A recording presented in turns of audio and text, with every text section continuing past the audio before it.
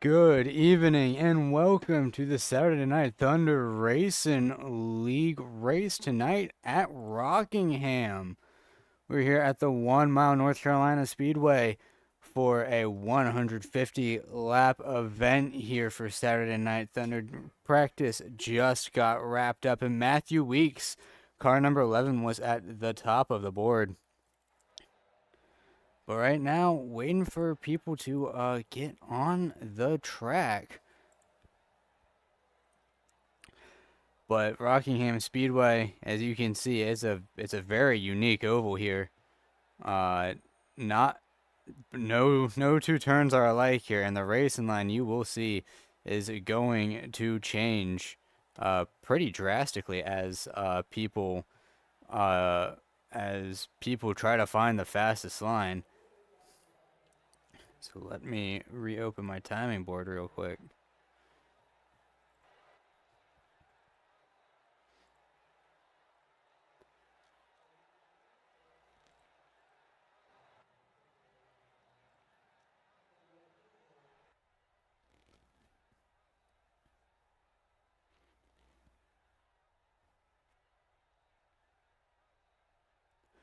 Waiting for people to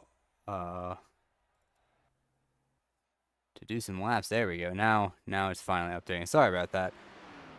Quick little bit of technical issues, but we're currently looking at the 14 of Chris Mackey pulling off the track. Looks like he's third overall at the moment. Let's take a look at Mark Arthur going real sideways here, and I believe that is turn 3 and 4. Very, very easy to get loose here at Rockingham. The track is so bumpy, and you do have to wheel the car quite a lot. As we look at Ari Tolliver in the 83, you can see how much he's fighting that car on exit, almost spins it, and that Lake Speed car, but able to keep it straight. Might not be the fastest entry as he gets really loose on entry, and that car spins and clips the wall. That's going to be an invalidated lap for the driver of that 83. Looking at the 23 of Tanner Marr, he's definitely taking it easy. At least this lap, as he actually went to the board. My apologies. He went to the top of the board with a 24.612. Go through the field to see if we can get anyone else. Currently looking at the 11 of Matthew Weeks, fastest in practice, clips the wall in turn 1 and 2. So he might reset to get another lap in, as that is definitely going to be the case. Looking at James Thurston in that 96. Anyone who's watched Fireball Talks NASCAR, the other series that go on this broadcast, will definitely know James Thurston and that familiar Flamin' 96. He's, I believe, starting his flying lap right now. So he's just finished his first lap, going on his flying lap, keeping it nice and tidy through 1 and 2. Very little mistakes, a little bit of a wiggle on exit, but he did clip the wall, and that's going to invalidate his lap time. As you can see, his frustration with that. Matthew Weeks still hasn't pulled up after scraping the wall. He still has one more lap to do. As Bryce Benton has reached the fastest time with a 24.536 right now. 24 of John Meeks currently doing his lap, or at least getting some practice in at this current moment. But while we were looking at John Meeks, Jordan Coons went to the top of the board with a 24.535, 1,000th faster than second place Bryce Benton. So very close between first and second here in qualifying. Definitely gearing up to what appears to be a very interesting race. Looking at the 00 of Braden Hunsaker. And it looks like no one is really running any laps right now as we wind down the time. 5 seconds left in qualifying. Looks like everyone who wanted to qualify, or at least attempted to, has done it. So that will solidify your starting lineup. So now that I've said that, let's get to your starting lineup.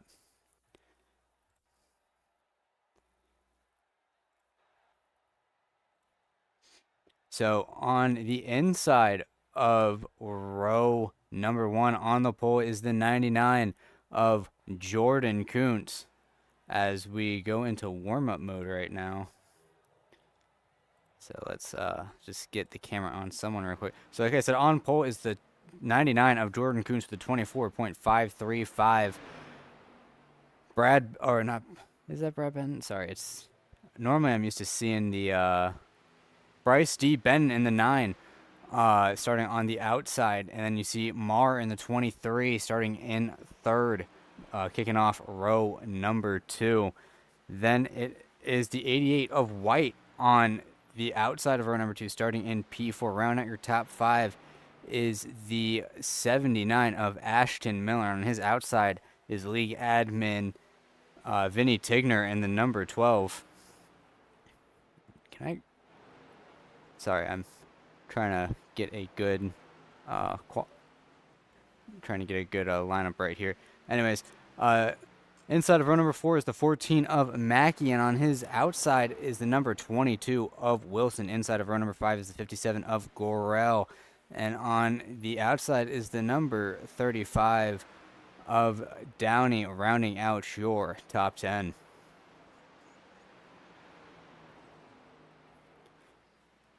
First car outside of the top 10 is going to be the 92 of Bunkley, and on his outside is the number 1 of Fastnot.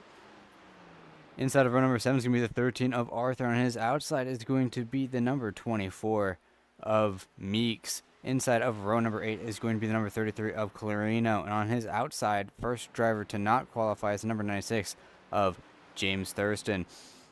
Inside of row number 9 is the 99 of Schaefer, followed by one of the fastest cars in practice, the number 82 of Donahue. In row 10 is the 00 of Hunsaker. And on his outside, rounding out your top 20, is the number 11 of Matthew Weeks.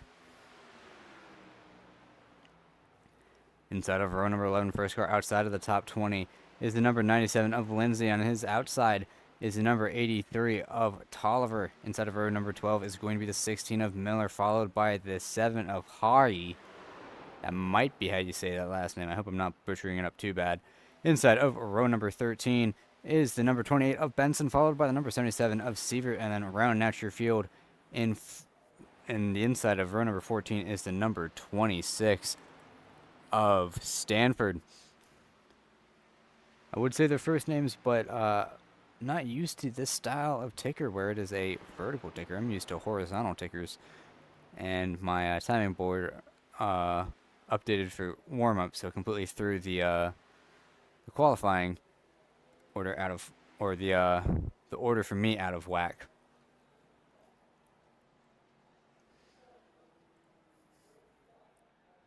So currently fastest in warm-up right now is the 00 of Hunsaker, currently with a 24.469, but only a minute and a half left in warm-up. And you may have noticed that there's a different commentator for this week. I am covering for the normal broadcaster, David Kuntz. Sorry, let me make sure I get his name right, because he's the guy who makes all this possible. David Kreutz. Sorry, I was thinking of Jordan Kuntz. David Kreutz. Big shout out to him for allowing me to substitute for him and cover for him tonight for this league. Looking to be a very exciting race here at Rockingham, as you can see just how much Hunsaker is really fighting that car on corner exit.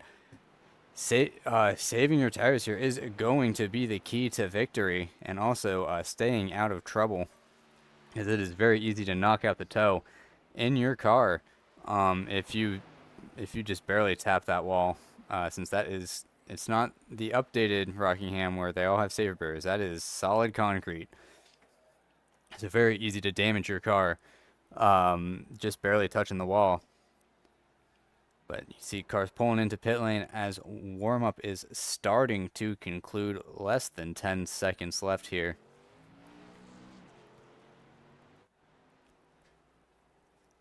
But you're definitely going to see people trying out different lines. The bottom lane is a lot bumpier, but it definitely is the tire-saving lane. So if you might see the fast guys running bottom in the beginning, and once the tires start to wear and they need more turn through the corners, they will migrate higher up to the high line to get more turn down and a better run off the corner. But the passing lane is primarily going to be on the outside here at Rockingham. The field starting to grid up here. See the 99 of Jordan Kuntz. As we see the 99 Jordan Kuntz lining up in the pole position on his outside is Bryce Benton. So I'll go through the field one more time as everyone is gridding up. Now that I can see their first names, so I'll just go through the field real quick. It's Jordan Kuntz followed by Bryce Benton, then Tanner Marr and Matthew C. White, Ashton Miller and Vinny Tigner, then Chris Mackey and Cole Wilson, Kenneth Gorel, or Gorel, I believe it's Gorel, Kenneth Gorel, sorry, followed by Connor Downey, and that's your top 10. Outside of the top 10, it's led by Asher Bunkley, the 92, then followed by Matthew Fastenot, Mark Arthur, John Meeks, Jacob Clarino. Last person to qualify, first person not to qualify, 96 at James Thurston, then followed by Chase Schaefer, Aiden Donahue, Brandon Hunsicker, Matthew Weeks. After that, it is followed by Payson Lindsay, then Ari Tolliver, Joseph Miller, Elijah Hahi. I think I said that right that time. Hahi. Who knows? Landon L. Benson, Tyler Sievert, and then Curtis Stanford rounding out the field.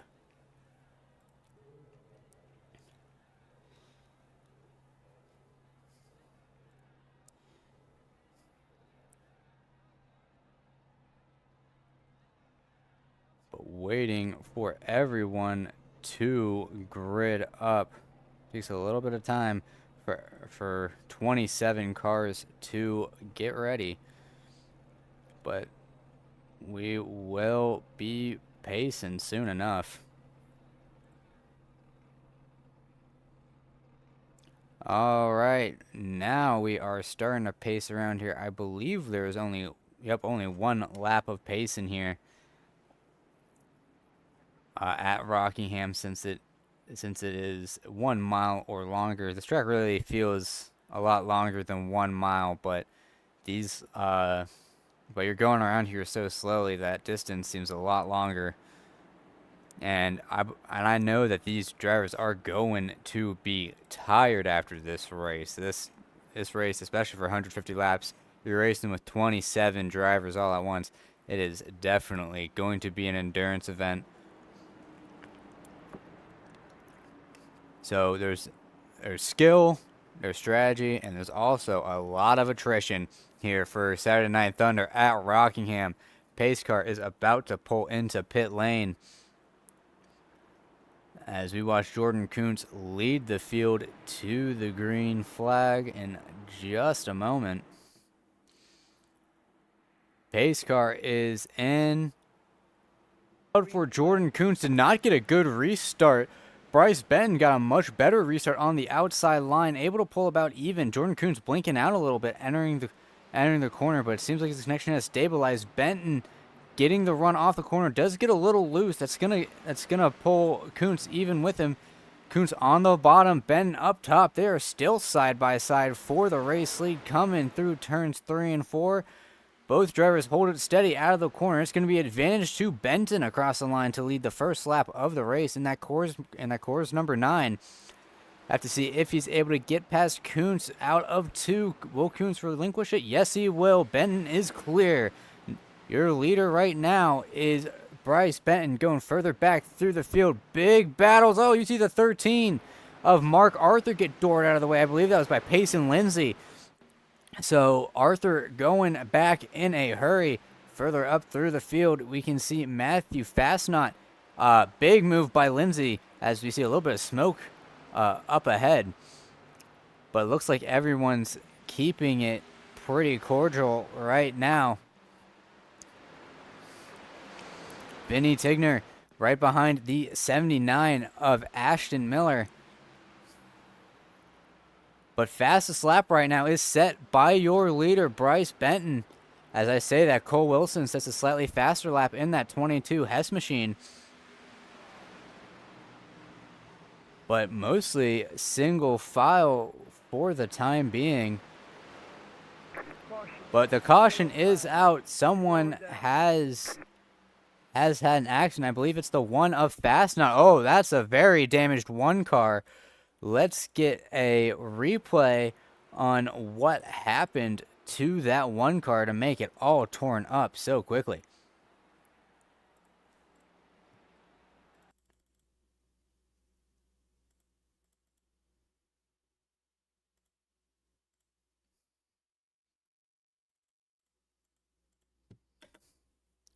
Okay, looking at the one of Fastnot coming out of turn 2. On his insides, the 33 of Clarino. And it looks like Fastnot came down a little bit while Jacob Clarino came up.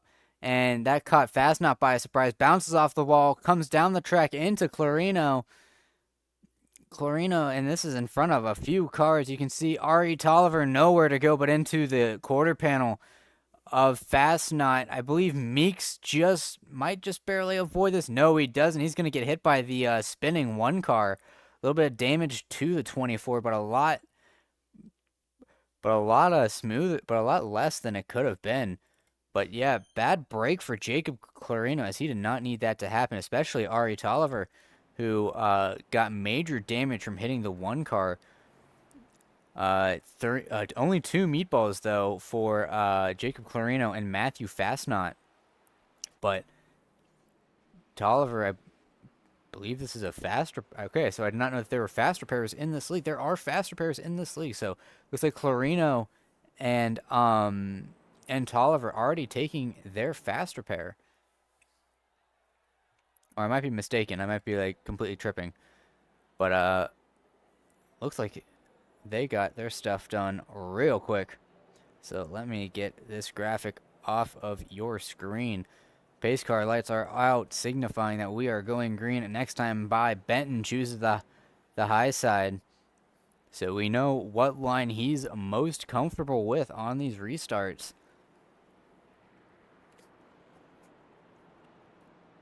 So our first caution coming out on lap number 4. Pretty quick caution here. Only car to go laps down is the one of Fastnot, who I believe had to tow. So his race is ostensibly over unless he has a miracle. But coming through turns 3 and 4, pace car is about to pull into pit lane. And it's going to be Bryce Benton on the outside, leading the field to the green flag. Just waiting for the pace car to pull into pit lane and the cars to enter the restart zone. And we will be good to go for the first restart of tonight's Saturday Night Thunder event. Pace car is in. And green flag is out. Great start by Benton. He's already clear of Jordan Kuntz and is free to pick whatever line that he wants. Kuntz looking to go to the outside, but not able to mount a run just yet. So Benton is clear, but we are going multiple wide in the back. Oh, that's the 00 of Hunsaker. I see the 92 involved as well. Oh, big wreck in the back. I saw people going multiple cars wide as I was changing cars from the leaders to the mid pack, and that's Braden Hunsaker without a hood. So a restart caution to bring out our second caution of the race. Let's get a replay of what happened.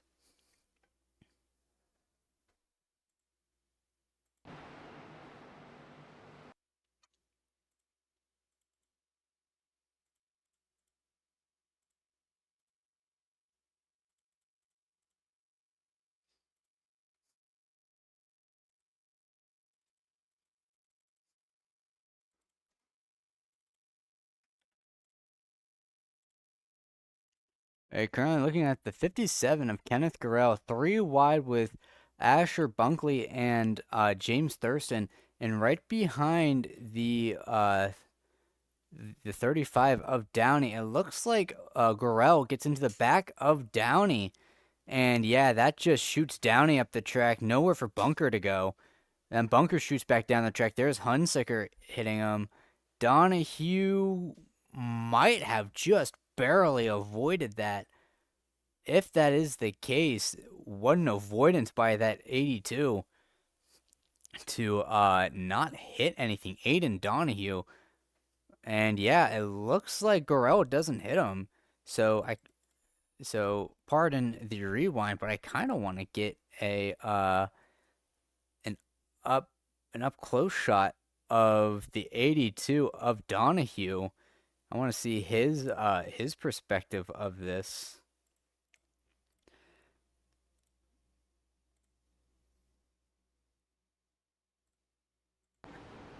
See the wreck happening in front of him, and the C's more or less part, and he's able to get through it pretty much unscathed. But a pretty large accident that took out a good contingent of cars. Because James Thurston got a big piece of it. You can see him on the bottom, just nowhere for him to go. And you can see right in front of pretty much the entire field. See, that's the 92 of Bunkley right in front of him. But maybe those are the only 3 cars that got big amounts of damage. James Thurston with some front end damage here. But pace car lights are off. We're about to go green flag racing here.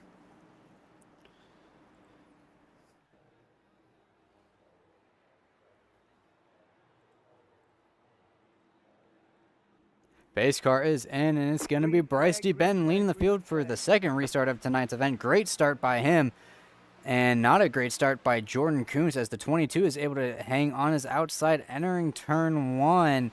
But he's going to be able to clear the 22 of Wilson and slot up right in front of him. Wilson's into the wall. Cole Wilson around, as that's a huge accident. I'm trying to get to him, and he is just dropping through the field. We saw him clip the wall a little bit. And so we saw what brought on that wreck, but let's go to standby real quick to see the extent of that accident. I know it involved the 88 of White, so let's get a replay of that real quick. Looking at Cole Wilson, just scrapes the wall, bounces off into White, brings both cars into the inside wall. No one else involved. But I'm sure that Matthew White isn't too pleased with that. And I don't think Cole Wilson is very pleased with himself after that.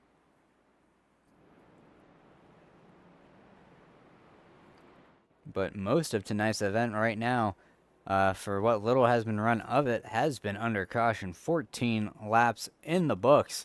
And already on our 3rd caution. That's just the type of racing that Rockingham brings. There's so little room, and it is so tough to drive that it creates these. But soon enough, we will have a very long green flag run. Your top 5 at the moment right now is Bryce Benton, Jordan Kuntz, Ashton Miller, Tanner Marr, and Connor Downey, rounding out your top 5. Matthew Fastnot is back on track. After his early accident, you can see him, I believe that's him getting the lucky dog. So he is only 2 laps down after this. If he gets a couple more cautions going his way, he will be back on the lead lap, but he needs things to go his way and fast. Looking at James Thurston's pit box. There we go. James Thurston in pit lane trying to get his damage repaired as he refires the car and pulls out ahead before the leaders can lap him.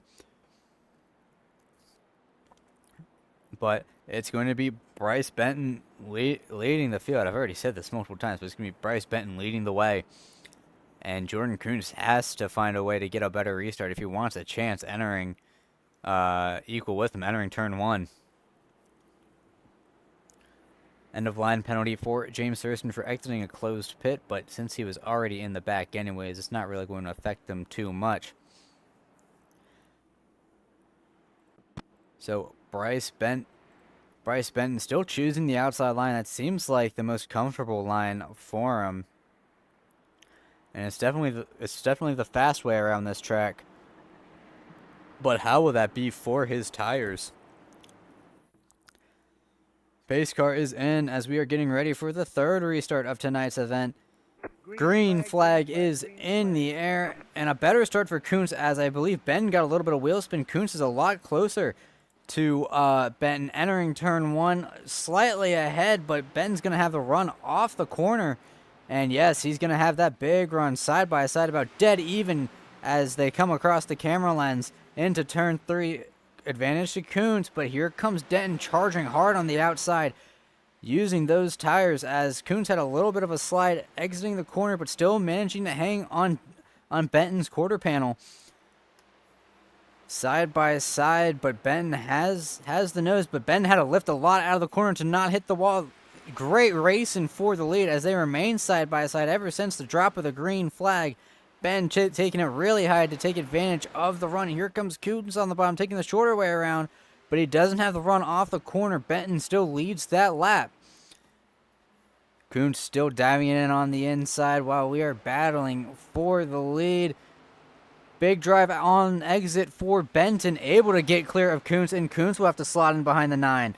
And now he'll have to look in his mirror for the 79 of Ashton Miller behind him.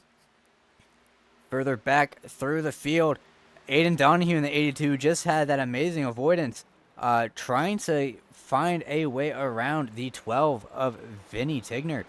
Not able to get anything at this moment, as we saw the 35 of Connor Downey scrape the wall a little bit.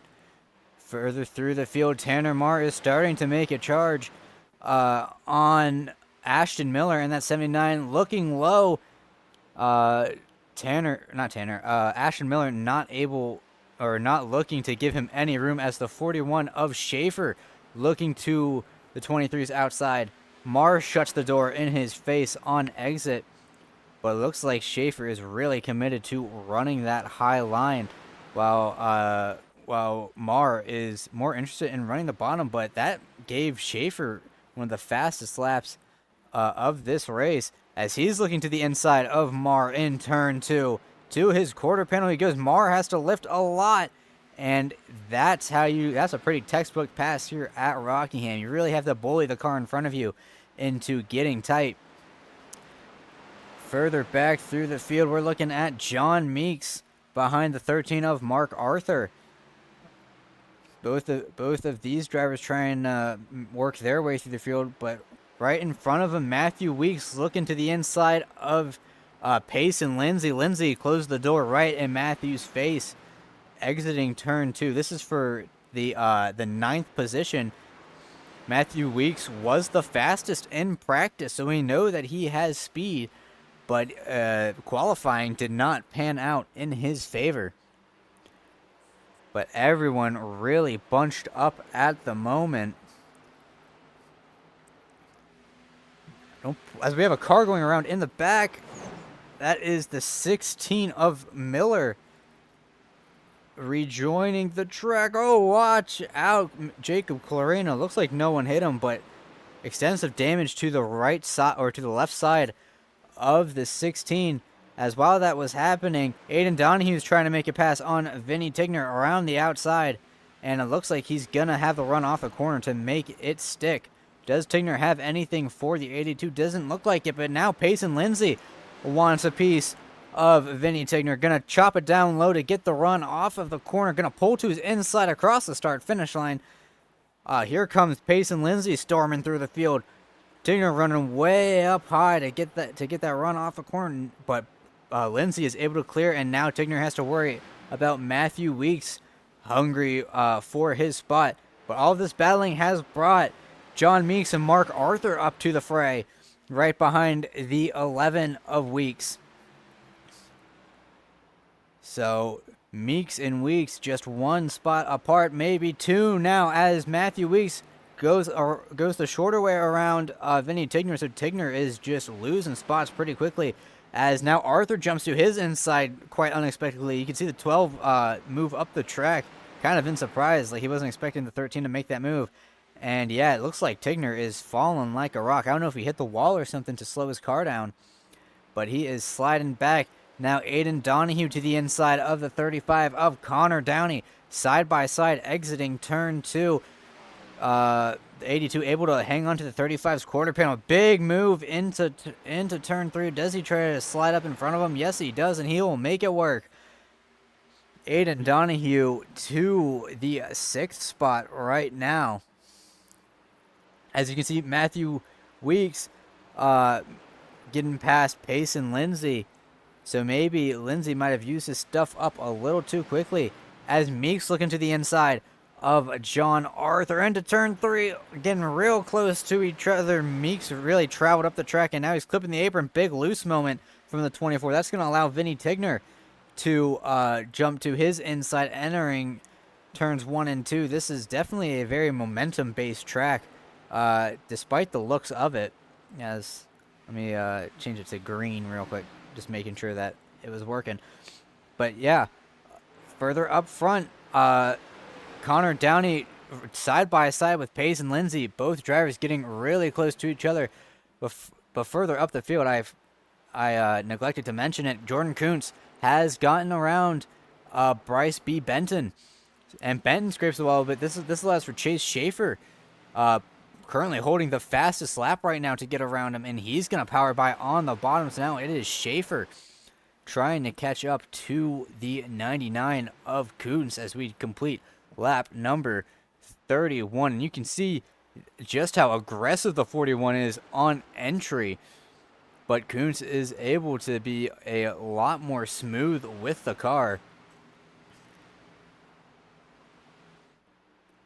A gap of about 0.2 separating the 99 and 41. Going further back through the field, Aiden Donahue continuing his march through the field as he's looking to the inside of Tanner Marr. Not able to get anything just yet, but he's manifesting a run right now. As further in the back, we're seeing Vinny Tigner pull a move on John Meeks, as James Thurston, who was repairing his damage, is battling hard with the number 92 of Asher Bunkley. But we do have a caution out right now. Don't know what for. It is the one of Matthew Fastnot again. So let's see what happened with that. Please stand by for just 1 second.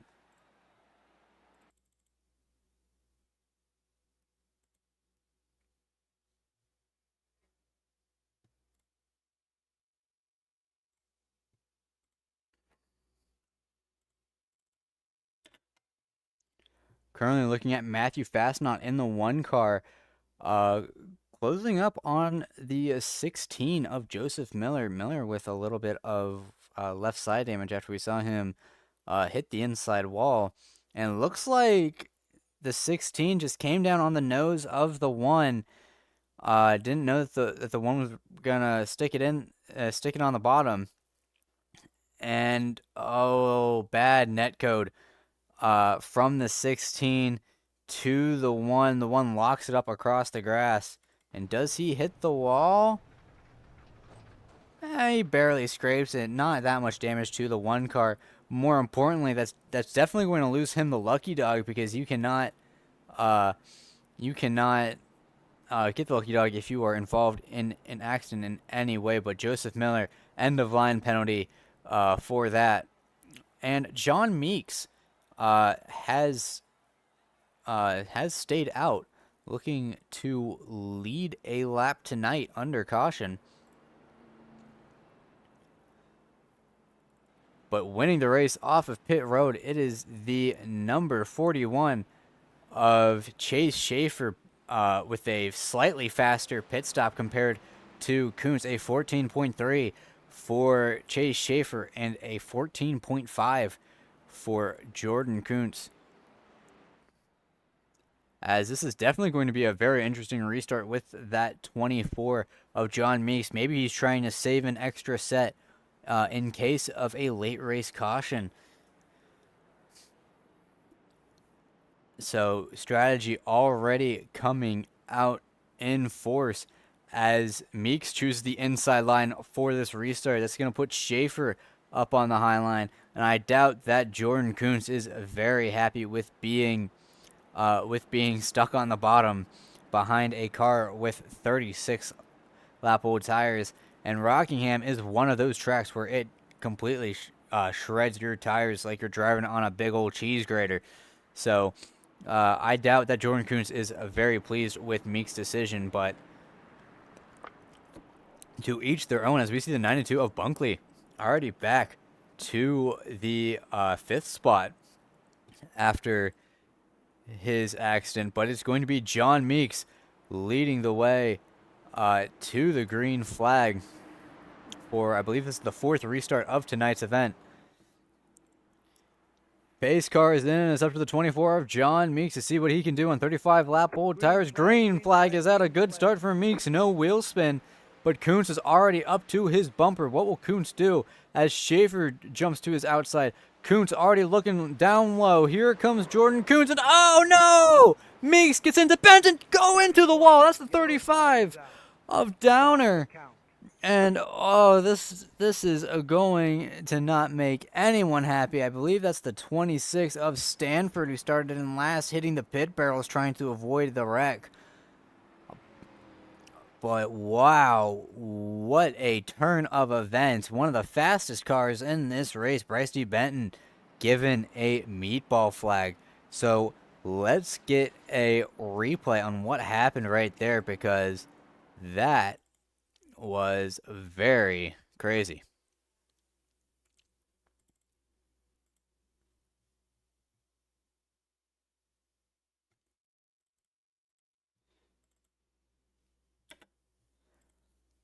So currently looking at the 24 of John Meeks. You can see Jordan Kuntz on the inside, and I don't know if that was netcode, but it just projected Meeks' car up the track.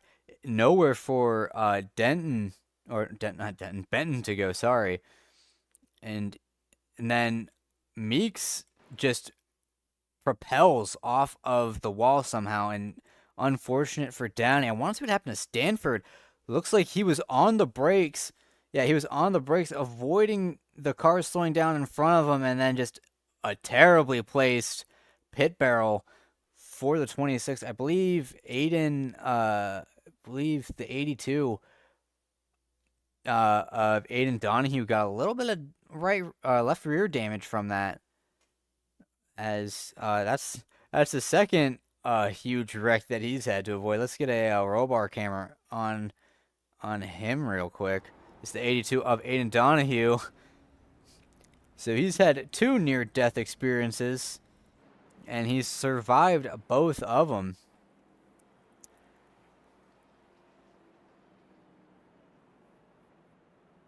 But John Meeks being told that he is at fault for that.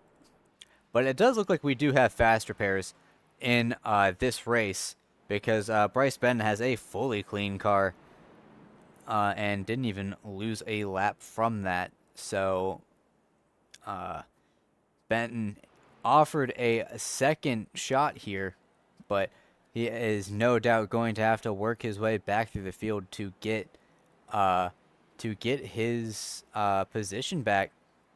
And Matthew Fastnot is only 1 lap down now. So we will have a lucky dog battle between John Meeks and Matthew Fastnot. But right now it's going to be Chase Schaefer leading the field, and he chooses the inside line over Jordan Kuntz. So maybe he knows something that I don't when it comes to restarting. But Chase Schaefer has shown a lot of speed thus far, but he's also got some very fast cars in Jordan Kuntz, Ashton Miller, Asher Bunkley, and Matthew Weeks behind him. As I apologize for that. I was actually behind a little bit. Green flag is out here for the 5th restart of tonight's event. And it is a very good restart for the 41 of Chase Schaefer. Side by side through the field. Ashton Miller to the inside of Kuntz. Kuntz is going to have the drive into the corner. Now Bunkley and Payson Lindsay side by side for the 5th spot. Payson's able to clear the 92. Here comes Tanner Marr in the 23 on the inside of the 92 for that 6th spot. And Tanner's going to be able to clear the 92 of Bunkley. Now Mark Arthur to the inside of Bunkley, not able to make it happen. But here comes Thurston rocketing around the outside of that number 96 to the outside of Cole Wilson. Getting held up a little bit by the 13 of Arthur, allowing Wilson to the inside. As, 92 in the wall as we saw Mark Arthur cut down the track a little bit. Didn't get into anyone, almost cuts off the 96. I think the 96 had to back out a little bit. I don't think he knew if the 13 was going to keep coming up. But side by side between Tigner, Mark Arthur, and Asher Bunkley. Able to resolve that pretty cordially, but Thurston is winning that thing on the outside line, able to get around Tigner, and will he get a 2-for-1 deal in one corner? Yes, he will. He's going to move himself up into the 9th spot. Further up through the field, Payson Lindsay is all over the back end of the 11 of Matthew Weeks, looking to get his spots back. Currently in the 5th position, but Ashton Miller got on the front stretch wall a little bit, lost a lot of momentum. So Matthew Weeks able to squeak by him. And same with Payson Lindsay. Going to slot in right behind the 97, the 79 is. But Tigner getting passed by Aiden Donahue, who is using that bottom line to his advantage. And Jacob Clarino closing in on the 12 as well. Thurston continuing his march through the field. Still stuck behind the 13 of Arthur as you see him scrape the wall a little bit. But if he can get to the outside of Arthur, that'd probably make things a lot easier for him. But he's stuck behind Cole Wilson on that outside line, not able to get anything done at the moment. And Chase Schaefer has set the fastest lap with a 24.378. And Thurston all over the back end of Wilson right now, trying desperately to get around that 22, as he definitely has the speed for it, but he just needs to set up the corner. Big slide from Wilson. That's going to allow Thurston to his outside, side by side, the 22 and 96 into turn 1. Wilson lets Thurston by into the corner, so that's another spot for James Thurston. Tanner Marr starting to catch up on that 79 of Ashton Miller. Marr running more of a middle line while Miller is gluing that car to the yellow line in the corners. So definitely a lot of tire saving from that 79. Looks like he's expecting a long green flag run, and if we do get a long green flag run, he's going to be reaping the rewards of other drivers potentially burning their tires in front of him. As we saw Kuntz get in the wall a little bit, this is going to close the gap for Weeks to make a move on him sometime. As in the back, Marr and Miller are dueling for the 5th spot side by side. Entering turn 3, Marr has his quarter panel on his nose, but it looks like Miller able to get a better drive through the center and pull away a little bit from that 23. He looks very hungry for a top 5. And Matthew Weeks has very slowly and methodically been reeling in that number 99 of Kuntz despite his blinking in and out. Weeks has this, seems to be having this on lock right now as he's doing a great job reeling in our pole sitter of Kuntz. As in the back, you can see James Thurston was peeking to the inside of Mark Arthur. as Tanner Marr is still trying to find a way around Ashton Miller, but Thurston able to make an aggressive move to the inside of Arthur. Arthur pinches him a little bit. All's fair game, not allowing Thurston to track out. Lots of pinching as you see Miller letting off a lot to let Marr by. Thurston just barely gets clear of Mark Arthur exiting turn 2 any sooner, and that would have been a huge wreck. But now Matthew Weeks is starting to lick his chops, starting to plan a move on that 99, or at least pressure him into making some sort of mistake. As we saw further in the back, Aiden Donahue getting around Mark Arthur. So maybe Mark Arthur burnt up his stuff quickly. Here comes Thurston to the inside of Miller. He's going to get around Miller, and the battle for the lead has shrunk considerably. What was once a 4/10 of a second gap has now shrunk down to half of that, and still closing as Kuntz gets a great exit. Now 1.3 tenths behind Chase Schaefer in that 41. And don't count out Matthew Weeks, who might just be biding his time, not trying to burn his stuff up too much. But Ashton Miller is starting to fall back. Maybe he burnt up his stuff a little quickly as he's getting passed by the 82 of Aiden Donahue, as Arthur looks to the inside of Miller as well.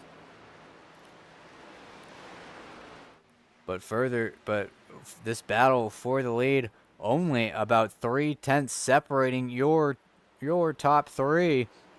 As that was a big move from the 11. He's gonna have a great run out of the corner. He might look to the inside of Kuntz entering turn 3. Does he have the run? Yes, he does. Kuntz giving Weeks just a little bit of room in the corner.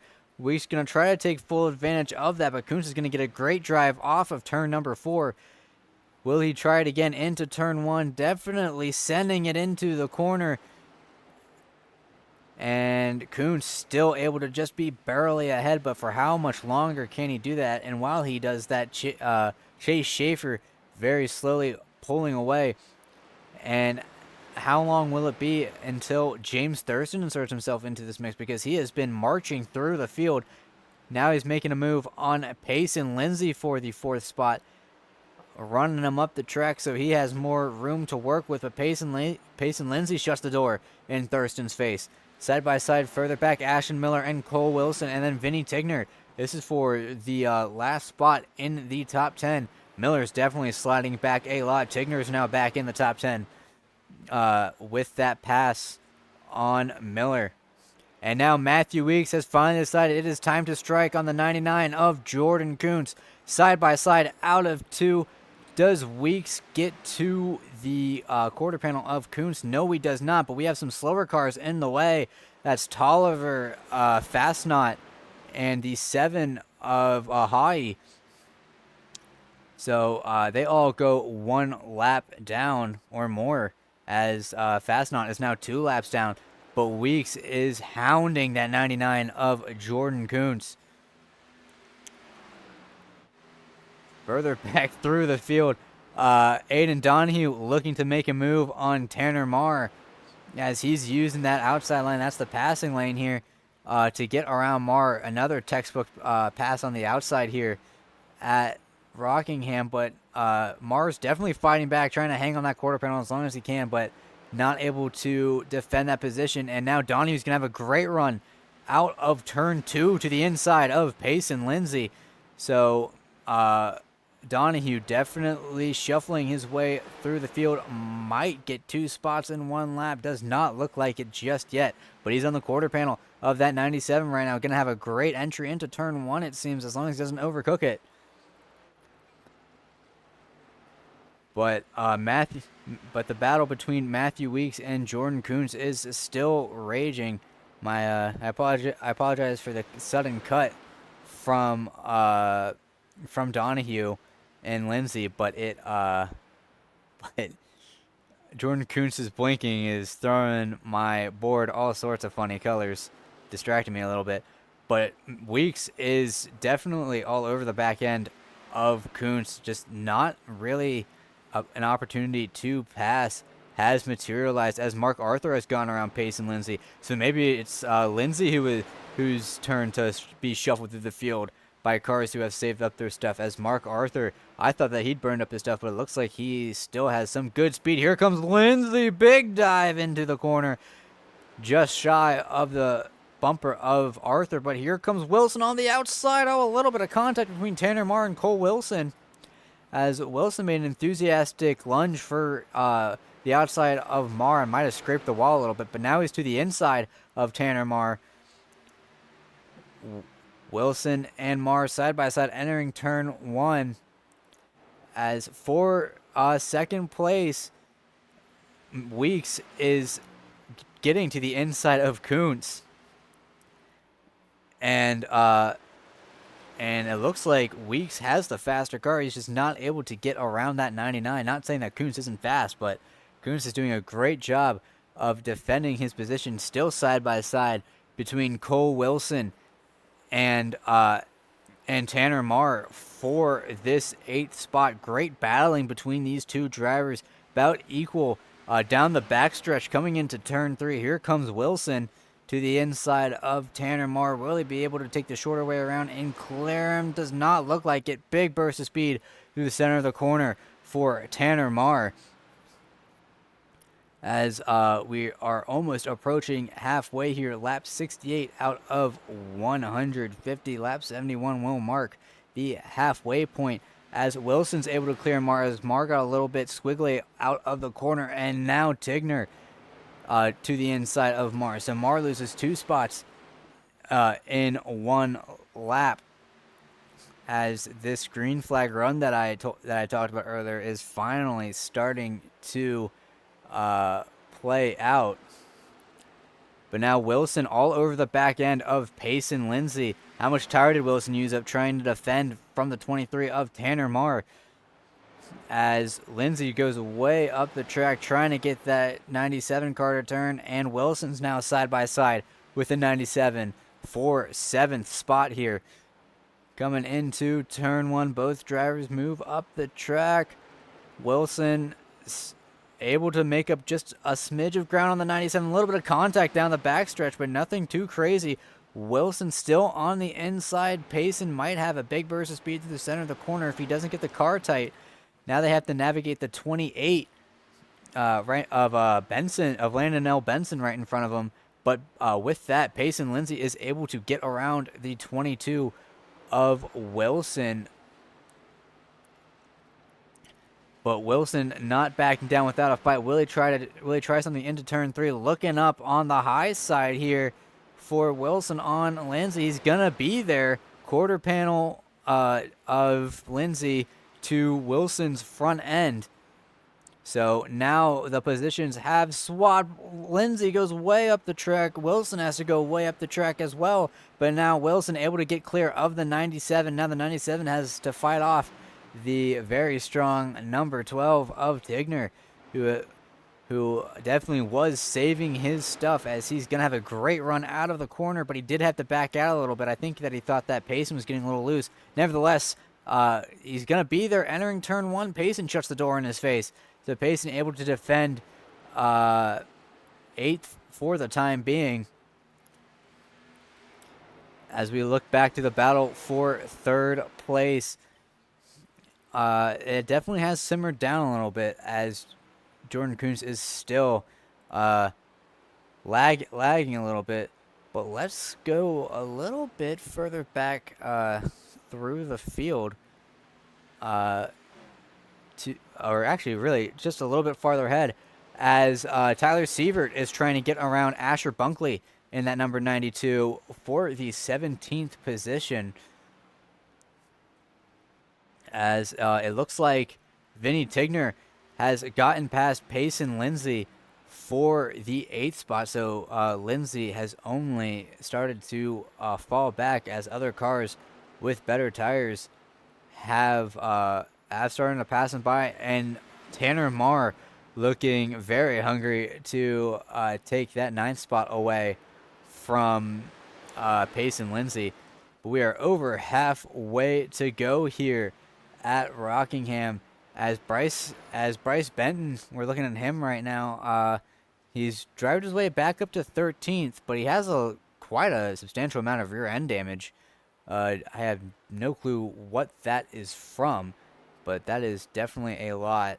And that spoiler is also bent up too, so it's probably affecting the handling of his car. So unfortunate night after it started off so strong for the 9 car of Benton.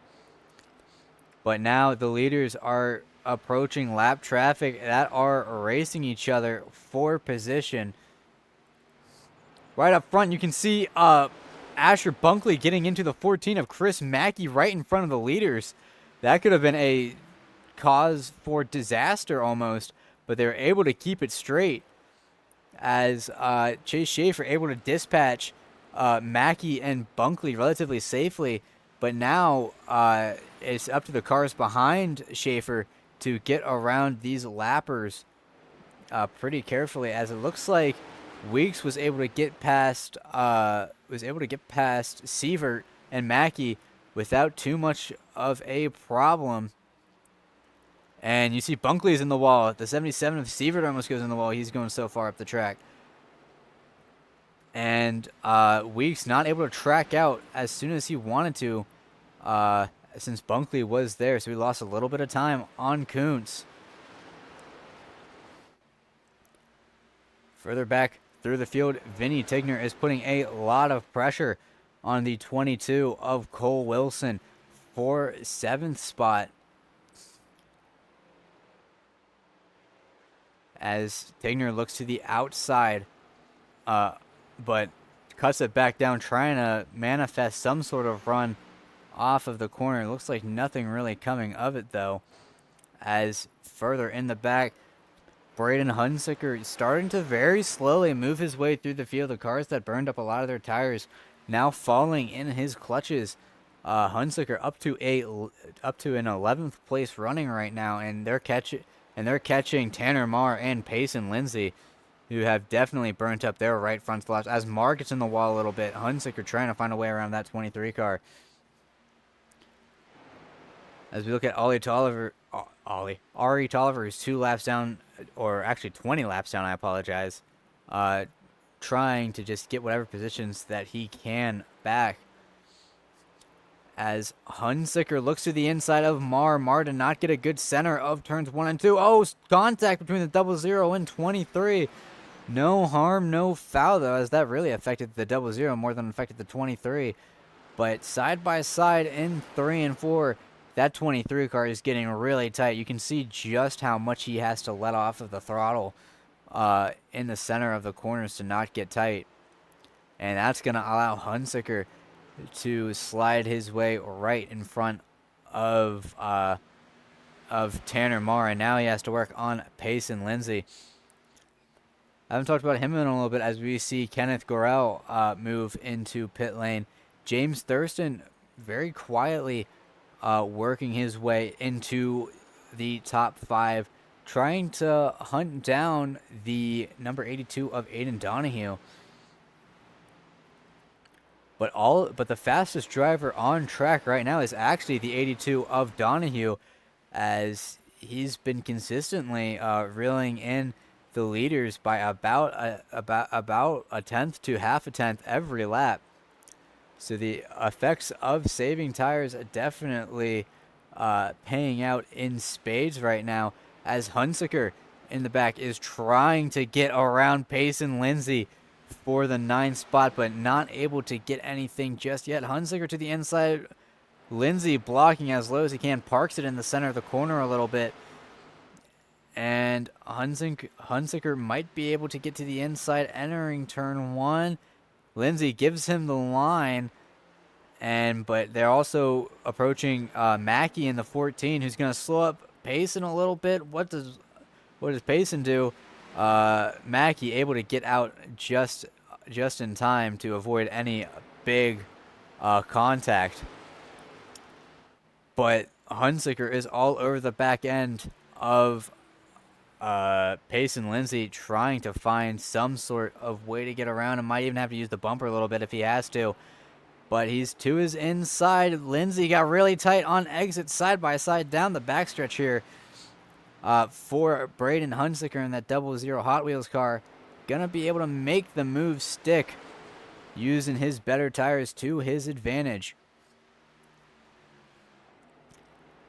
Back in third, Matthew Weeks has held station about 2/10 behind Jordan Kuntz, as Kuntz is running a higher line and Weeks is entering a lot lower than Kuntz is. But at this same time, Aiden Donahue is very, very slowly reeling in the leaders. His gap to Chase Schaefer is just over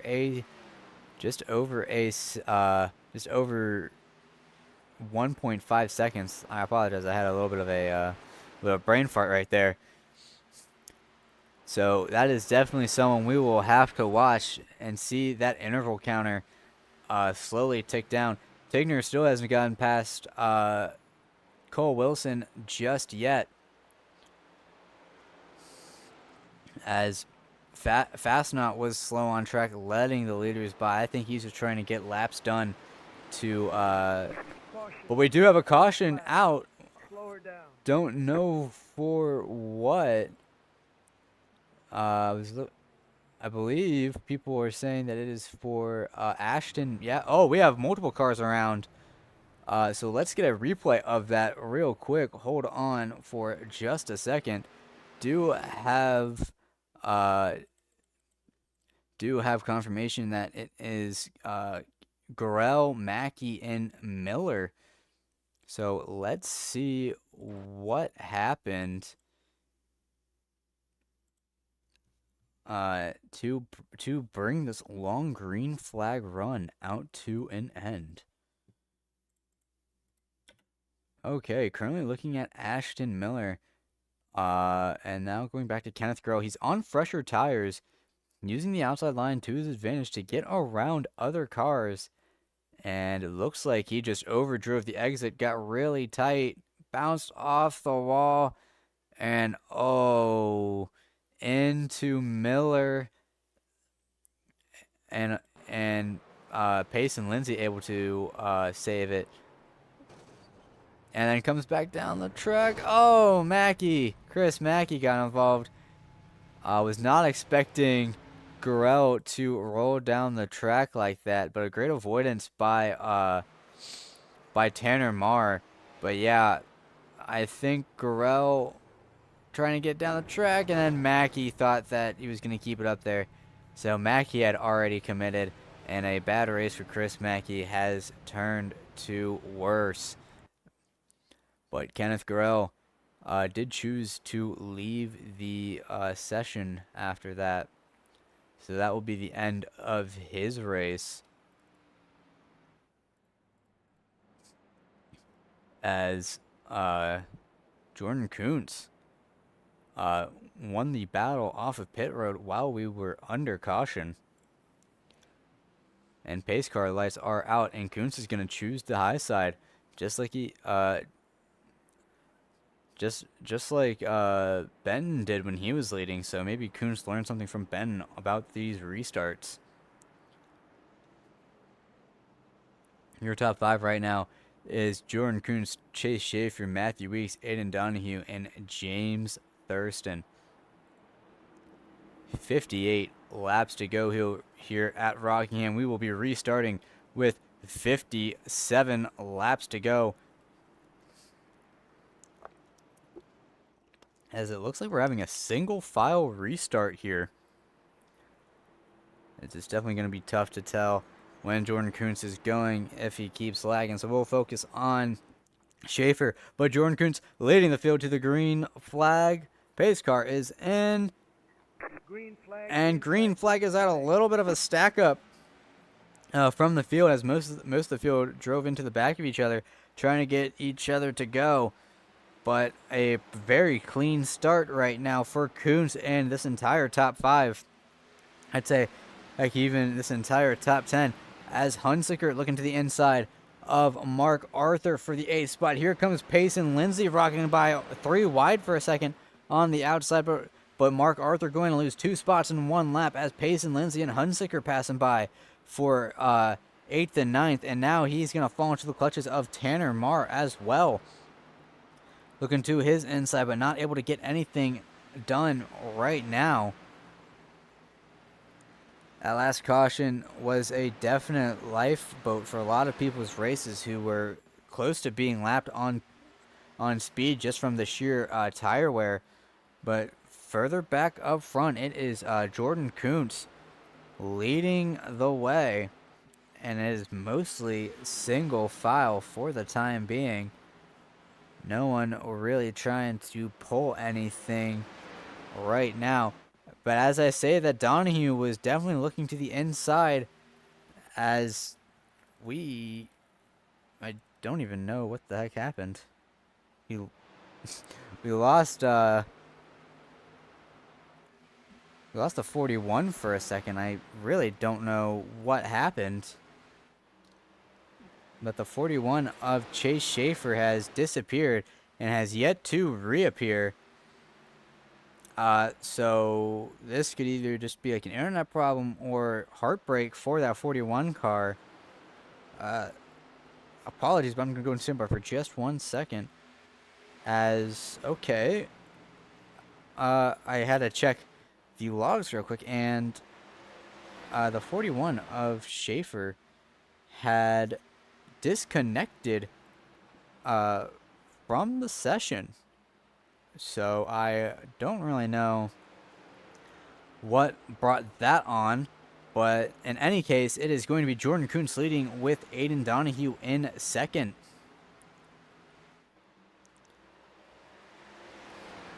And Matthew Weeks in third, but James Thurston is now hungrily trying to get to that top 3. Further back through the field, Mark Arthur is all over the back end of Payson Lindsay. And someone we haven't seen since the beginning, as Aiden Donahue is getting really close to Jordan Kuntz. Maybe Donahue has decided that right now is the time to go, as he's really sending it in to turns 1 and 2. Kuntz may be trying to save, so he has tire left to defend any attacks from Donahue, as Donahue is entering really low and is carrying a lot of speed through turns 3 and 4. My apologies. But top 5 all in their own little bubble right now. A little bit of a gap from 5th to 6th. That's from Cole Wilson to Vinny Tigner. About 0.6 of a second separate those two. As the field has definitely strung out further in the back. More battling for about 10th spot as Payson Lindsay looks to the inside of Mark Arthur. Arthur goes way up the track, has to slow down a lot to not hit the wall. He's going to lose multiple positions, and now Tanner Marr to the inside of Payson Lindsay. Lindsay's able to get the run off the corner. We saw a little bit of car contact from Matthew White and Mark Arthur, but it looks like they were able to resolve their differences relatively quickly. And now the 92 of that is, oh geez, I can't even think of his name right now.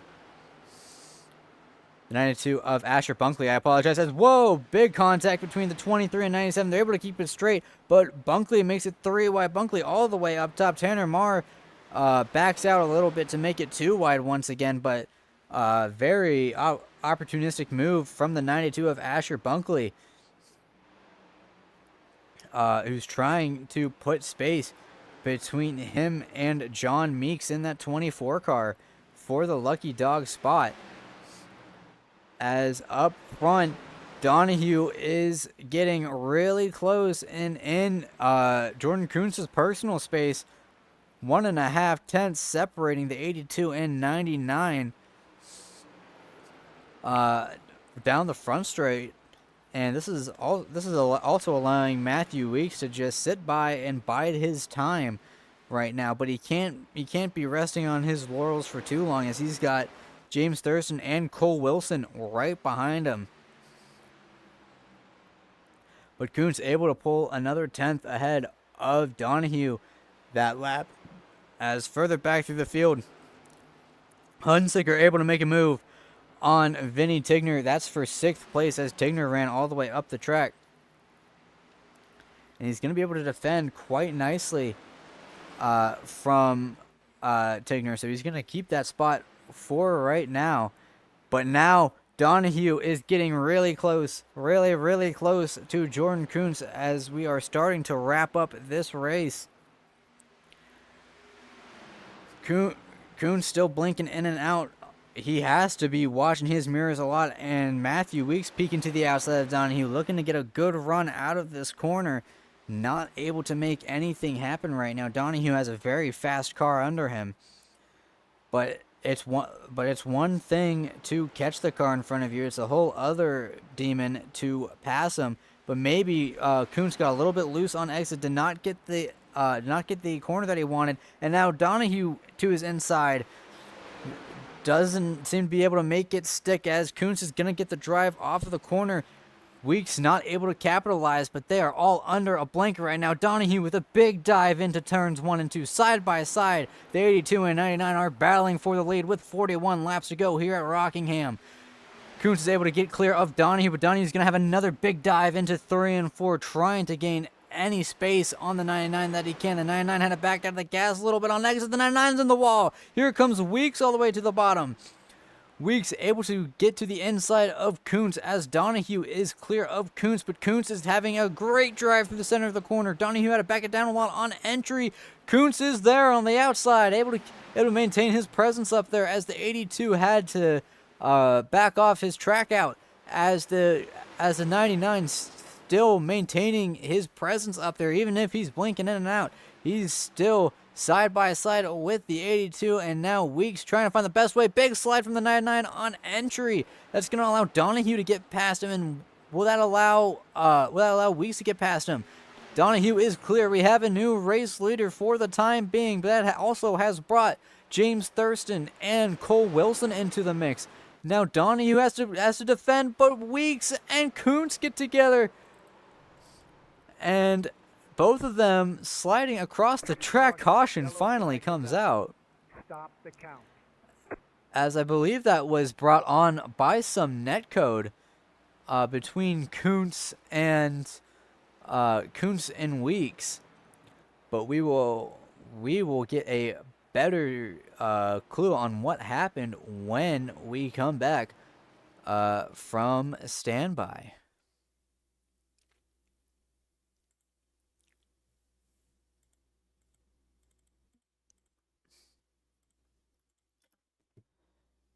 So looking at the 99 of Jordan Kuntz right now, Weeks definitely comes up, but that was really mostly netcode. And then Kuntz is trying to keep it straight, but there's really nowhere for Weeks to go without him slamming on the brakes and potentially frying his tires. And then the cars kind of just get stuck together, and both cars kind of just lock it up, and Kuntz gets a little bit of a tag in on Weeks, but is able to get the car back going. No damage to that 99 or 11, so he's going to be able, or at least very minimal damage for the 99 and 11. So he's going to be able to get a fresh set of tires like everyone else's, and still be in contention for this, but his job has been made a lot harder now.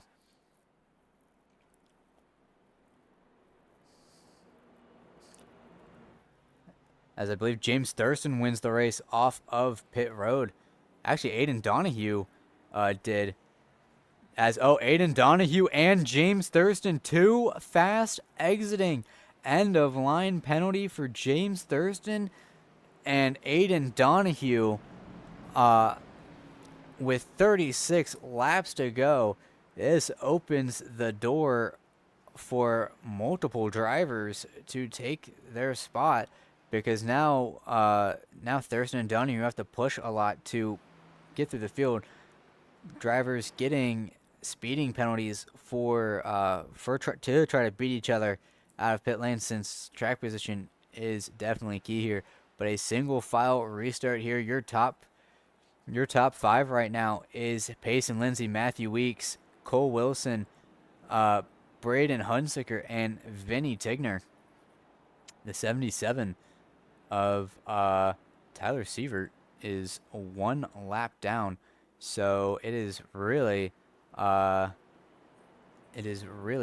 just Matthew Weeks and Payson Lindsay on old tires. First car on fresh tires is that 22 of Cole Wilson, and there's a couple solid barriers right in front of him that they'll have to work around.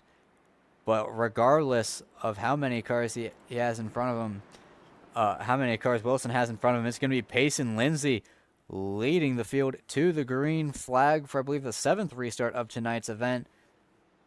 Green flag is out for Payson Lindsay as he gets a good jump over Matthew Weeks. And not much of note happening as Tanner Marr is able to get around a lot of cars, and he's going to cement himself in the 3rd position. Matthew C. White up into the top 5, battling very, very closely with Bryce D. Benton, trying to get his position back from early in this race. As you can see how much Benton is fighting that car to keep it straight. But Matthew Weeks now hunting down the 97 of Payson Lindsay. What is the strategy for these two drivers once Marr and Hunsaker start to catch them, since they're reeling them in very fast? Weeks to the inside of Payson Lindsay entering turn 1. Matthew Weeks saying, Lindsay, you've had your fun, but now it is my time to be in the spotlight. But Tanner Marr looking to rain on both of their parades as he's in 3rd to the inside of Payson Lindsay, and now stuck behind the 11 of Matthew Weeks, as he actually set the fastest lap of the race last time by. So that 23 is very fast right now, as we have 3 wide action for 4th place. Bryce Benton, Jordan Kuntz, and Matthew White. But now Tanner Marr to the outside of Weeks, but Hunsaker getting into Weeks. Great save by Matthew Weeks. What a save by him to keep it straight, but he's going to lose many, many spots. But now it is Tanner Marr in the lead with 30 laps to go. And Bryce Benton, he's traveled all the way from the back to the front. Overcame a lot of adversity to get here, and he is hungry for that top spot. Running up really high to get a great run on corner exit, but Tanner Marr is able to keep ahead of him right now. Further back, it is Matthew White trying to stave off James Thurston for the 4th spot, as they get to watch the leaders battle in front of each other. But now Thurston to the inside of the 88. Thurston wants 4th place from Matthew White. Matthew White not wanting to give in, and Hunsaker doing his best to hold up White as much as possible to keep his spot.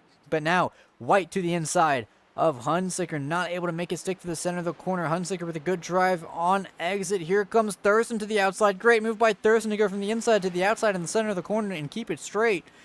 Now Thurston is going to most likely be clear of White as Jordan Kuntz appears on the 88's outside. So side-by-side battling for 3rd and 5th, as Thurston able to get around Braden Hunsaker. And now Kuntz is going to try to get around Hunsaker, but not able to make it happen, and he's going to get in front of Matthew White. But Hunsaker really posing as the big obstacle right now, not in a bad way, that more so that there's a lot of very fast cars around him, and they had to find a way to get around him. Kuntz has found a way around him. Aiden Donahue on the outside of Matthew White. Matthew White not able to find any way around that 00. You saw White get a little bit loose on exit, and that allows Donahue to get past him. And now Donahue to the inside of Hunsaker. Hunsaker has to give Donahue that position. So lots of close battling with under 30 laps to go here. And we still have 25 miles left to decide this race. Up front, Tanner Marr has held station about 2/10 ahead of Bryce Benton. But if we don't get a caution, how long are those tires from Marr going to hold out? Because he definitely pushed him a little bit, trying to get to the front and eventually getting to the front. But it is going to be tough as further in the back, Tigner, it gets around Hunsaker. So I think Hunsaker has used all the good up in his tires already. So he's going to have to struggle for the next 24 laps unless we get another caution and he's saved a set. But Benton is all over the back end of Tanner Marr. And don't discount that number 96 of James Thurston. He's almost within half a second, now within half a second in turns 1 and 2 of your race leader, Tanner Marr, in that 23. I bet Tanner Marr really wishes it was the white flag right now, but he still has 23 laps around this track to go if he wants to win. But the caution does come out. We have an accident. I believe it's the 77 of Sievert. Yes, as he has received a meatball flag. So let's see what brought out that caution.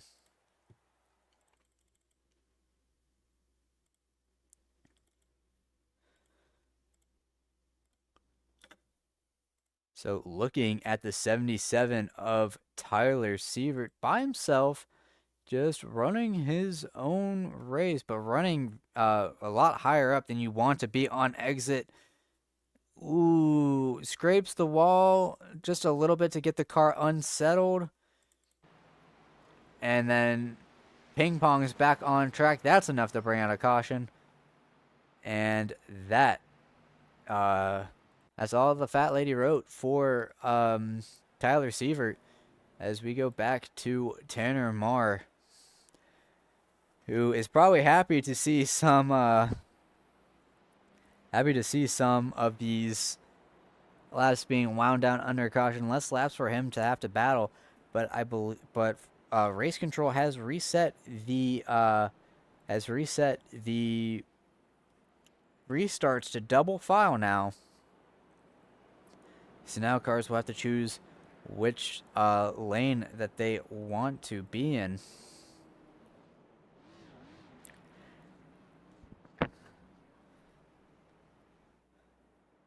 And it looks like we will be restarting with 19 laps to go here at Rockingham. This has definitely been a chaotic but very fun race to watch. I hope it's been as fun to watch as it has been to broadcast this race, and I hope that you've put up with my mistakes. David should be back for the next Saturday Night Thunder race, but cars lining up 2 by 2 here for what might be the most critical restart of this race. Tanner Marr, Bryce Benton, James Thurston, Jordan Coons, Aiden Donahue, Matthew White, Vinny Tigner, Ashton Miller, Joseph Miller, all on 16-lap old tires. First car on fresh tires, the number 11 of Matthew Weeks, then followed by Asher Bunkley and Braden Hunsaker. So these drivers might be storming their way through the field, and we might see a crazy top 3 form. But we have 20 laps to decide it all here. Pace car lights are off. We're going to be going green flag racing this time by coming through turn 4. Tanner Marr choosing the inside line. Bryce Benton on his preferred outside line. Pace car is in. We're about to go green flag racing. Green flag is out. A great start by Tanner Marr. He's able to pull clear of Ben, and Ben did not get a good shift out of, I believe, second to third. And that allows James Thurston to get to his inside and maybe even clear him. But Ben's going to fight hard for it, but Thurston's going to get clear of Tanner Marr. So now move Thurston to the second spot. And now he is going to have to find a way around that 23 as Kuntz is under fire from Matthew C. White. for the 5th spot. As you can see, Weeks. Oh, I think Weeks got into Vinny Tigner. Big wreck in the back. Oh, Wilson's involved. We see Bunkner going all the way down Bunkley, I apologize, all the way down the track, and that is a big hit for Matthew Weeks. We saw what brought it on, but let's get a replay of that.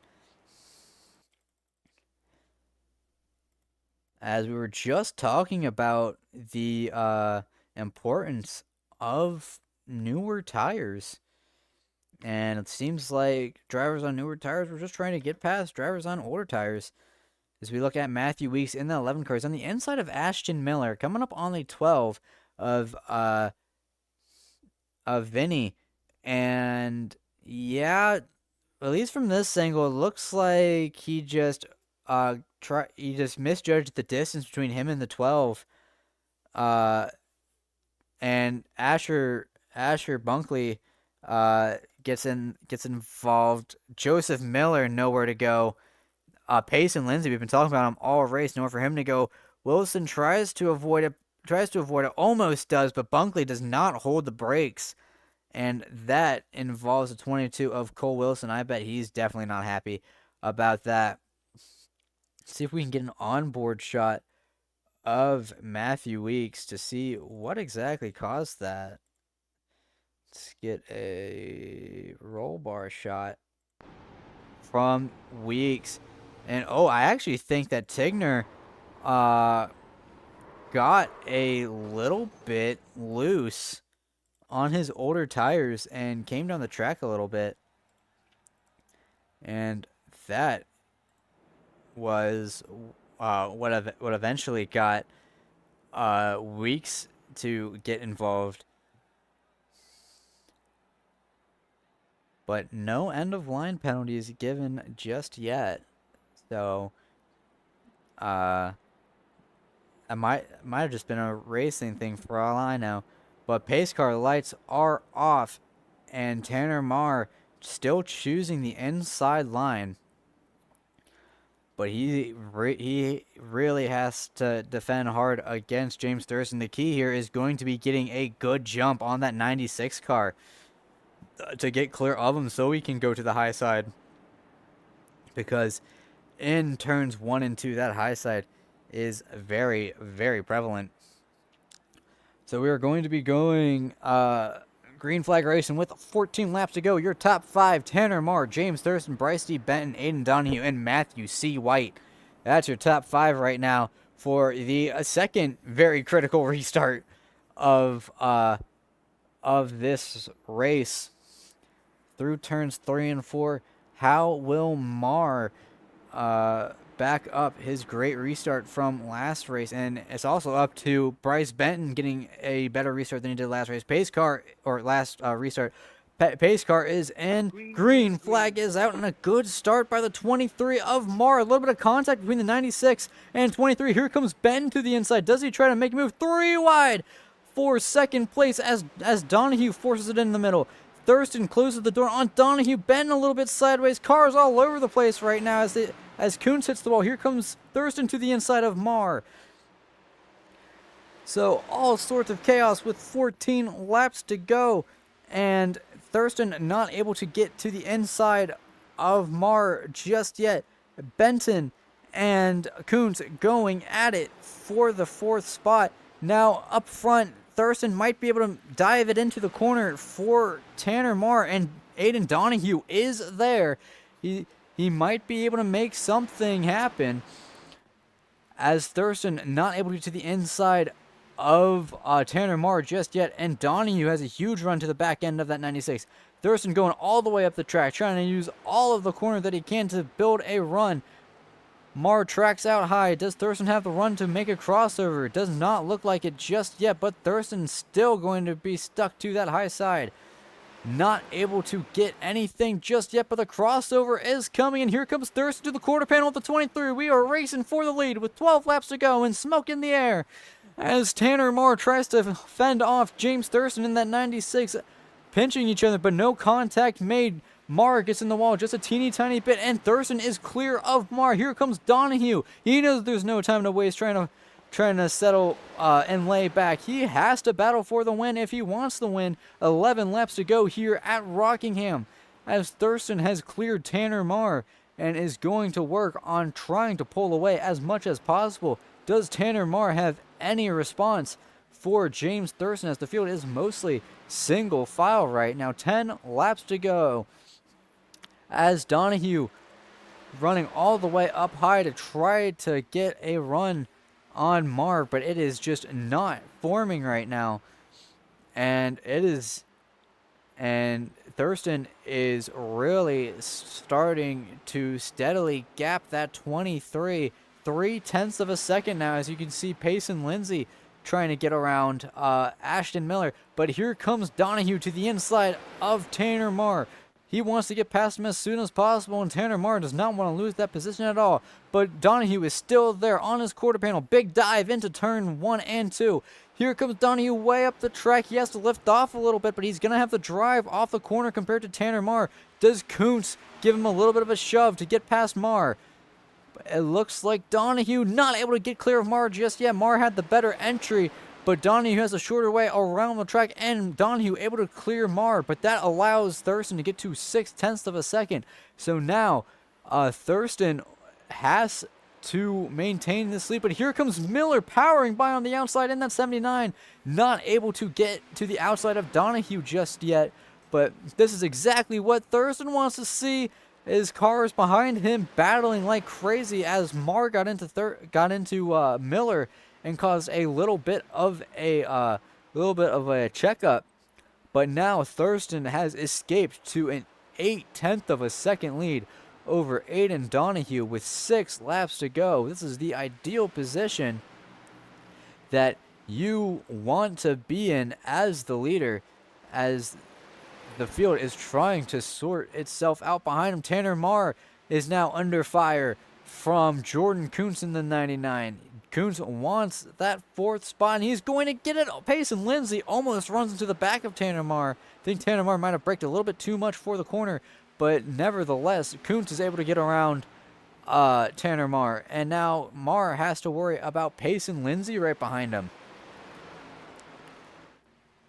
0.8 of a second separating first and second place. Donahue is very slowly catching, as he's running all the way up the track, but very slowly catching is not going to be enough when you have 4 laps to go, and especially a very hungry number 79 right behind you, as Braden Hunsaker is getting around Marr with his fresher tires. Might be able to get around Lindsay as well. 3 laps to go here. Marr sends it in really deep, almost gets into both Lindsay and Hunsaker, but Hunsaker gets around Marr and Lindsay for the 5th spot, as I didn't even realize Payson Lindsay was 10 laps down. I apologize. It's a big slide from the 97. But 2 laps to go here for James Thurston. Got in a wreck early, was able to repair it, and he has slowly and steadily picked the field apart, taking opportunities when he's seen them, up to a 2nd lead right now over Aiden Donahue and Ashton Miller. White flag in the air after 150 laps here at Rockingham. No matter what, this race is ending under green. James Thurston through turns 1 and 2 very cleanly. A little bit of a wiggle, so he's definitely pushing it, but no need to when you have a 2nd gap. Very conservative entry into 3 and 4.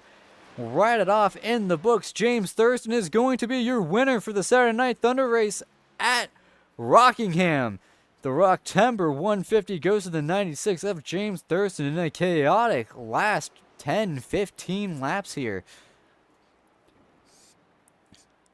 What a great race that we had at Rockingham. Very pleased to be able to broadcast this to you, as we get to see James Thurston do his cooldown lap. But now that the results are starting to come in, we can show the results. For the Rocktember 150 here at Rockingham in the Saturday Night Thunder Racing League, James Thurston takes home the win with Aiden Donahue in second, 1 second behind. In third is Ashton Miller. A very up and down day for him. Gets a very solid finish in third. First car out of the top three is your pole sitter of Jordan Kuntz, then followed by Braden Hunsicker. Last car in the top five. First car outside the top five is the 12 of Vinny Tigner, then followed by Tanner Marr, who was leading on that last restart, falls back to 7th. Bryce D. Ben was strong early on, got caught up in an accident of his, not of his own fault, and was struggling to get through, or was struggling to get back to his previous form with some damage on his car, finishing 8th. Chris Mackey in the number 14 finishes 9th, and John Meeks finishes in 10th, your last car in the top 10. First car outside of the top 10 is the number 22 of Cole Wilson in 11th, followed by the 88 of Matthew White, last car on the lead lap. First car one lap down is the 13 of Mark Arthur, finishing in 13th, then followed by Landon Benson. And then a big gap between Benson and the 97 of Payson Lindsay. 10 laps down was the 97. Then it is Asher Bunkley, Joseph Miller. First car to DNF from this race, that 16. Then it is Matthew Weeks behind him. Ari Tolliver, 22 laps down, finishing 19th in that number 83. Then followed by the 77 of Tyler Sievert. The rest of these cars did not finish this race. Matthew Fastnot, Chase Schaefer, who disconnected, I assume, with some sort of technical issue in the middle of the race from second place. That's going to get him a disappointing 22nd. Then followed by Kenneth Gorell, Jacob Clarino, Elijah Hawley, Connor Downey, and Curtis Sanford. Don't go away just yet. We will get interviews going in just 1 second. Please stand by.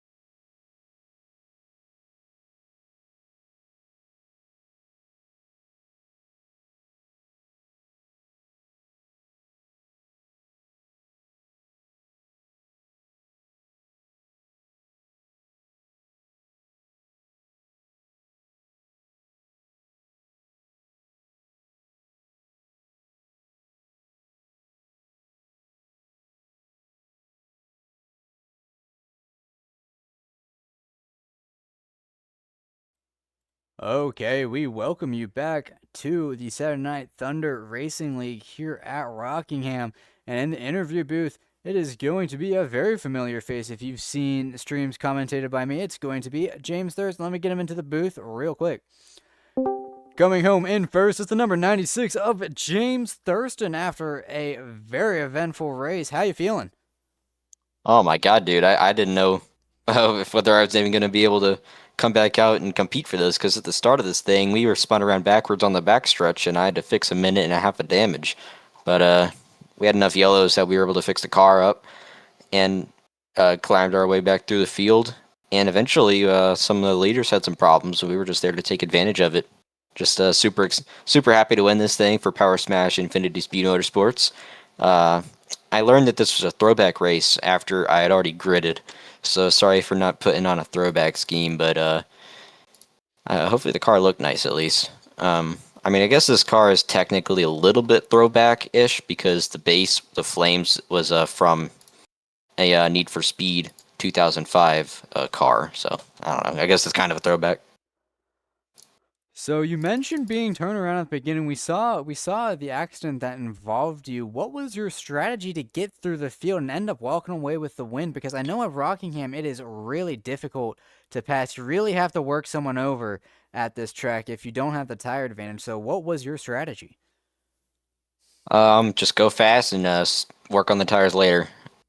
It seemed like It seemed like everybody was just going really easy, especially back in the field. You would see on restarts and stuff, they were just going super, super easy. And I just wasn't. And I think that's kind of what caused that first wreck, because I was just putting it three bottom because they weren't going, and I was like, I want to get by these guys. I don't just want to sit behind them. And I guess they started wrecking above me when I did that, and I guess I was just collateral, even though I might have forced them into that spot. But yeah, just going through the field, mostly just pushing it, just see what happens. Then we'll get the data on the tires and see what we need to fix next run. That's kind of how I go through with it. But obviously, it worked out well because we won the race. So yeah. Yeah, in any event, that seems to be the winning strategy for tonight's race. So before we let you go and celebrate your win, do you have any people or sponsors you want to thank before we let you go? Yeah, just a big thanks to Power Smash Infinity's B Motorsports, 623. They're another team that I run for in a different league, but we'll go ahead and thank them anyway. Just super happy to go out here and win some races, win another race. Just keep on winning, winning, winning. That's how we keep going faster and faster and farther and farther. Well, it seems like half of the races that I broadcast, you end up winning them, and this is another one added to the charts. That's James Thurston coming home in first place. I personally won't be seeing you next week here at Saturday Night Thunder. It's going to be David back in the booth, most likely. So, hopefully you have a good rest of your season, right? Yeah, well, we love David. Hopefully I'll be able to talk to him here soon. Just yeah, it's been great running here. When the league runs on Saturday night, I always try to show up, and I don't know. I think some of the field might not like it when I show up, but I don't really care. I'm gonna come here anyway and go fast and add a car to the field. If you ain't first or last. All right, you have a good rest of your night, James. All right, thank you. Okay, and then coming home in second place, let me get him into the booth. It's going to be the number 82 of Aiden Donahue coming home in second place. You got a copy? Yes, sir. What's up? So, we saw you have a couple of very close calls at the beginning of this race. First with a wreck that nearly involved you, and the seas kind of parted for you, and then second, the 26 hitting the pit barrels. Uh, it's really up to the driver to determine how close that was to absolutely destroying your race. How close were those calls? Put it to you this way. I started laughing so hard after I missed them out of pure, like, just being terrified. I think I went under the 26 on my screen. But yeah, those wrecks were pretty crazy. I'm just glad I was able to get through them. So even despite you being in the back at the beginning, and having to avoid some crazy wrecks that are happening in front of you, you're able to make it through the field, and even midway through the race, you were running about a tenth faster than the top three. What was your strategy for this race, and how did it end up paying dividends to make you have speed, at least for competing for the win, but ending up in second place? Well, this track, even though this is probably the last race we'll do before the update, and I hope not, but I love this track, and the way you do it is in 3 and 4. I always tell my friends, like, if you think you're running low, go lower. There's so much grip on the bottom, or if you're able to do it right, you can slam down the throttle, full throttle all the way from honestly the exit of 3 all the way down into the when you brake for turn 1. But you just keep running the bottom and you save your tires the best you can. And a lot of people like to run the top, and that destroys their right front. And then since the setup runs so tight, the less tight you are, the better off you'll be. And it's you got to protect the right front. That's all there is to it. So, with that being said, because I did mention at the beginning of this race, because I typically don't drive the top three cars that much. I'm more of an ARCA driver. What was the best line to run throughout the race? Was it a line that like changed throughout the race, or was it strictly just running the bottom every corner, running the top? Well, for me, for instance, I'm a bottom feeder. Any track I go to, my first thought is, okay, run the bottom. And if someone proves that it's faster on the top, then you follow the leader on the top. But um, it just depends. If you if you are, by yourself and you're trying to save tire, then yeah, you're on the bottom. But if you're trying to pass people and get the pass done, passing on the bottom is in a sense impossible, since you're trapped down there on the exit of the corners. You might have a shot in 3 and 4, but 1 and 2, it's just like Dover. Really, if you're on the bottom, you're going to have to lift for the guy on the top. So getting any pass done whatsoever, you kind of wanted to rip the fence a little bit. But yeah, these cars have so much. They have so much power to them, and you have to, lift a lot to get them to rotate the corners and stuff. So, of course, running the bottom is definitely the way to go, at least in my opinion, for saving tire. But yeah, passing is definitely at the top. So before we let you go and celebrate your second place finish, do you have any people or sponsors you want to thank before we let you go? Yeah, my good boy TJ making this amazing race car, a little Jeff Gordon throwback. Of course, my wife, and I'm not gonna celebrate P2, but definitely pleased I didn't end up crash. But yeah, always shout out to my wife, and definitely TJ Hanley, TH Designs. He's amazing. He made this car from scratch, and we're good buddies. So hats off to them and him. Well, that's the driver of the 82, Aiden Donahue, coming home a very solid second place. I personally won't be seeing you next race, as David will be back in the booth. I'm pretty sure, unless something catastrophic happens. So hopefully the rest of your season goes as well as this race did. Thank you. Okay, and then it is Ashton Miller in third place. Let me pull him up real quick. All right, in third place in a bunch of other cars on the screen, it's Ashton Miller in the 79, coming home in third place. How you feeling? Confused, but somewhat happy. I'm just glad that I got into the top 3 after that kind of wonky race I've had. I wasn't expecting to be anywhere near the top 5, hell, even the top 10. But I'm just glad that we got up here, and I'm glad that I finished behind my teammate, the 8 and 9 here. So yeah, during that really long green flag run in the middle of the race, we saw you starting to fall back a little bit. Were you just better on the short run when the tires were more equal, and just the late cautions really helped out in your finishing position? Yeah, definitely a late caution help. I was trying to save tires by running the Aiden described in this interview. Probably the optimalist tire saving line, but every time we tried running it, it didn't work out for us. So those late race restarts definitely helped us out, securing a top 3 here. But wow, just a crazy race out here, man. Yeah, do you think that anything could have gone different for you to be the one in victory lane instead of James Thurston? Because on those short runs, you did have some serious speed.